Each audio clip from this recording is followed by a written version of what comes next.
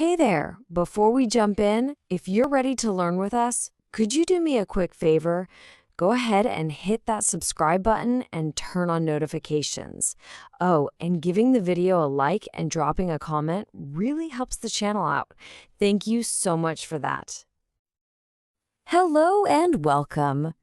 Have you ever really thought about how many times a day we look at the time? The moment you wake up, right before a meeting, when you're supposed to meet a friend, time is just everywhere.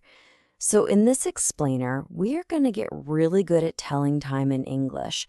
I want you to be able to do it with total confidence. Ready? Let's do this. This is the big one, isn't it? What time is it? It's probably one of the most common questions you can ask in any language. And I promise, by the end of our time together today, you'll be able to ask it and answer it like it's second nature. Let's break it all down. Okay, first things first, let's start with the absolute basics. Before we can tell the time, we need to understand the tool we use to do it, the clock. We're going to start with the most basic words and ideas so we can build a really strong foundation for everything else. So what exactly is a clock? Well, simply, it's just a device that shows us the time. And they are all over the place, right? You might have a big clock on your wall, maybe a little one on your bedside table, and of course, there's a clock on your phone and your computer.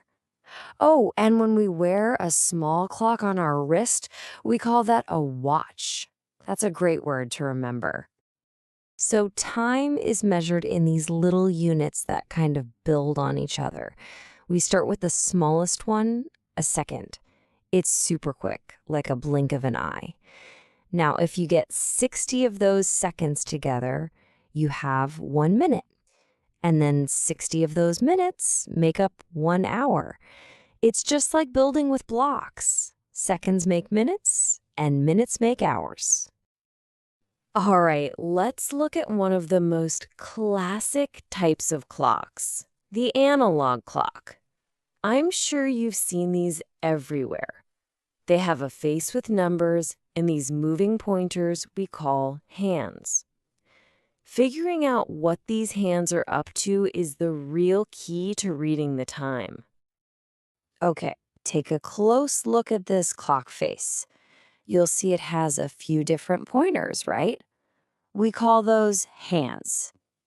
The short, kind of chubby one, that's the hour hand.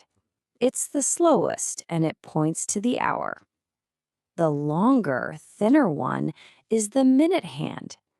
And sometimes you might see a really thin hand that moves super fast. That's the second hand. For today, we're just going to focus on the two most important ones, the short hour hand and the long minute hand. Here is the absolute easiest time to read. Whenever that long minute hand is pointing straight up to the number 12, it means we're right at the top of a new hour. And when that happens, we use the special word o'clock. So if the short hour hand is on the 3 and the long hand is on the 12, we say it's 3 o'clock. If the hour hand is on the 7, yep, it's 7 o'clock. See, you've already got it. Okay, so we know how to say things like 3 o'clock. But what about all those minutes in between? Well, this is where it gets fun.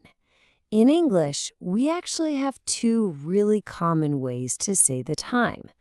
Let's think of them as the simple way and the more conversational way. Let's check them out. Let's look at this chart here. For 6:15, the simple way is to literally just say the numbers, 6:15. Can't get easier than that. But you will very often hear people say it the conversational way, 6:15. Now, why a quarter? Well, an hour has 60 minutes, and 15 minutes is 1/4 of that hour. Makes sense, right? For 8:30, you can say 8:30 or 8:30. because 30 is half of 60. And for 9:45, you can say 9:45 or a quarter to 10. The best part is both ways are totally correct. You can just pick the one that feels best for you. So how do we know when to use past and when to use to? Well, think of the clock face being split right down the middle. For any time in the first 30 minutes, that's the right side of the clock, we say how many minutes have gone past the hour. For example, 2:10 is 10 past 2.